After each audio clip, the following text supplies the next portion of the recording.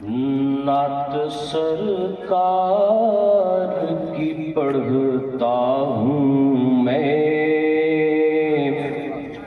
بس اسی بات سے گھر میں میرے رحمت ہوگی۔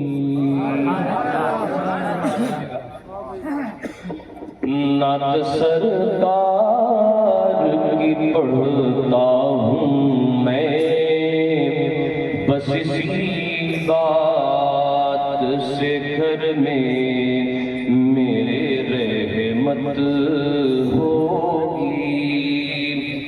ایک تیرا نام وسیلہ ہے میرا، رنج و غم میں بھی اسی نام سے راحت ہوگی۔ کہ یہ سنا ہے کہ بہت گور اندھیری ہوگی، قبر کا خوف نہ رکھنا اے دل، قبر کا خوف نہ رکھنا اے دل، وہاں سرکار کے چہرے کی زیارت ہوگی، وہاں سرکار کے چہرے کی زیارت ہوگی۔ یا رسول اللہ۔ نعت سرکار کی پڑھتا ہوں میں، بس اسی بات سے گھر میں میرے رحمت ہوگی۔ یہ بھی بڑا پیارا شعر ہے کہ کبھی یاسی کبھی طٰہٰ کبھی واللیل آیا، کبھی طٰہٰ کبھی واللیل آیا، کبھی یاسین کبھی طٰہٰ کبھی واللیل آیا، جس کی قسمیں میرا رب کھاتا ہے، جس کی قسمیں میرا رب کھاتا ہے، کتنی دلکش میرے محبوب کی صورت ہوگی۔ نعرہ تکبیر، نعرہ رسالت، سیرت مصطفیٰ کانفرنس، خاندان رسول۔ کتنی دلکش میرے محبوب کی صورت ہوگی، اور حشر کا دن بھی عجب دیکھنے والا ہوگا، حشر کا دن بھی عجب دیکھنے والا ہوگا، زلف لہرا کے وہ جب آئیں گے، زلف لہرا کے وہ جب آئیں گے، پھر قیامت میں بھی خود ایک قیامت ہوگی۔ ایک تیرا نام وسیلہ ہے میرا، رنج و غم میں بھی اسی نام سے راحت ہوگی،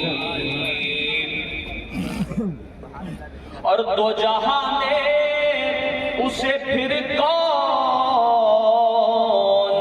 پناہ میں لے گا، ہوگا رسوا سر حشر جسے فاطمہ زہرا کے بچوں سے عداوت ہوگی۔ اور یہ بڑا ہی پیارا شعر ہے، درود پاک پڑھیں اللہم صلی علی سیدنا و مولانا محمد و علی آل سیدنا مولانا محمد بعدد کل مسلم بجمالہ. اور ان کو مختار بنایا ہے میرے اللہ نے، ان کو مختار بنایا ہے میرے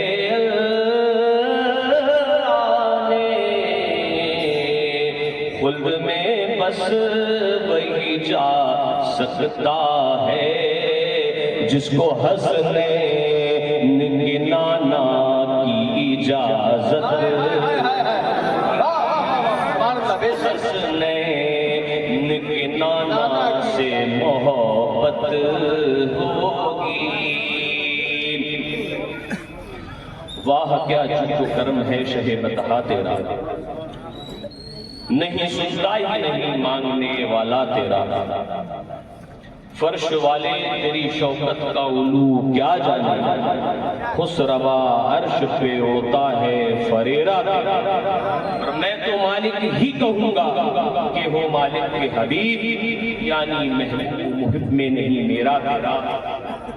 اور بڑا ہی پیارا شعر اعلیٰ حضرت فاضل بریلوی فرماتے ہیں، کیا دبے جس پہ حمایت کا ہو پنجا تیرا،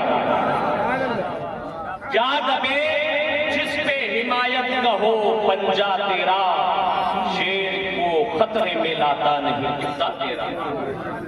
عزیزان محترم،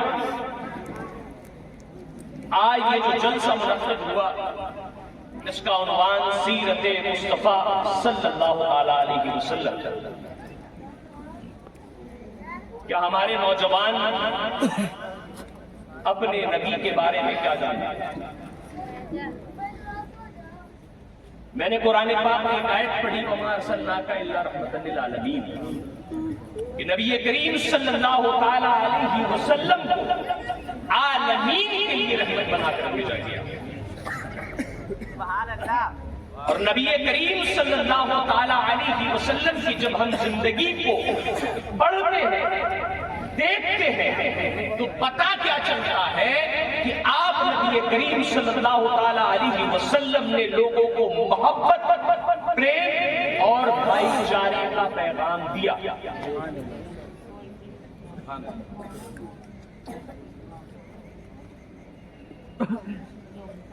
محبت کا پیغام دیا. ہم لوگوں نے سیرت کے بہت سے واقعات سنے.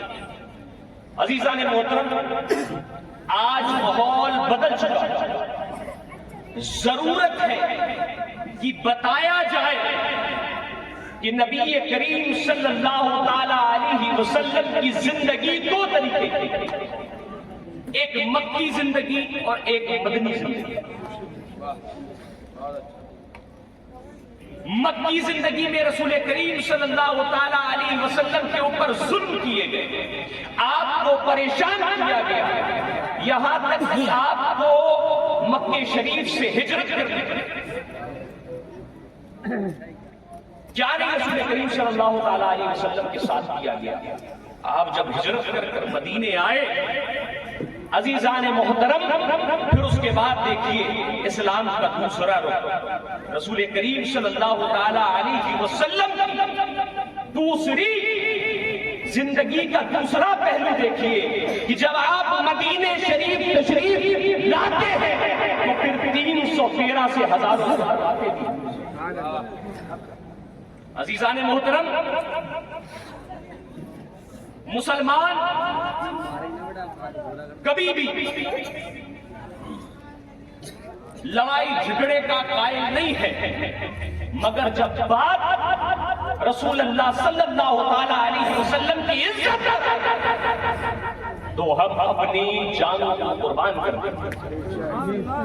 جب بات اہل بیت کی ناموس کی آئی، صحابہ کرام کی ناموس، تو ہم خاموش نہیں بیٹھیں گے، قانون کی زبان. عزیزان محترم، آج کل ہمارا جو یوتھ ہے وہ اپنا آئیڈل، اپنا رول ماڈل کسی اور کو مانتا ہے. مگر قرآن پاک میں ہمیں جو بتایا گیا وہ یہ بتایا گیا کہ ہمیں رسول کریم صلی اللہ تعالی علیہ وسلم کی اسوہ حسنہ پہ چلنا ہے، اپنا رول ماڈل، اپنا آئیڈل رسول کریم صلی اللہ تعالی علیہ وسلم کو بنانا ہے۔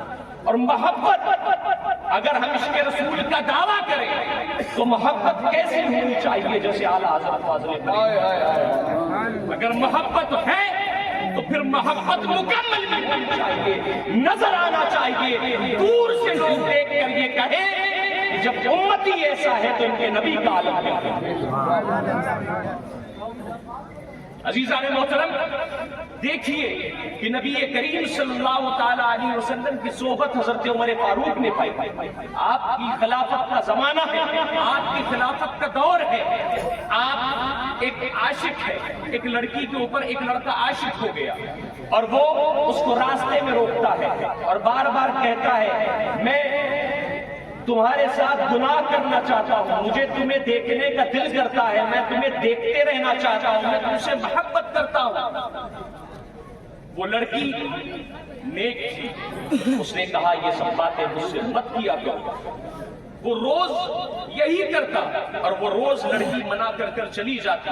اب سنیے کہ ایک دن وہ لڑکی کھڑی تھی، کھڑی ہو کر کہنے لگی میں جو تم کہو گے وہ میں تمہاری بات مانوں گی، مگر تمہیں میری ایک بات ماننی پڑے گی۔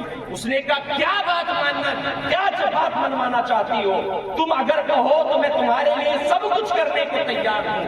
اس نے کہا کچھ مت کرو، 40 دن حضرت عمر فاروق کے پیچھے نماز ادا کرو۔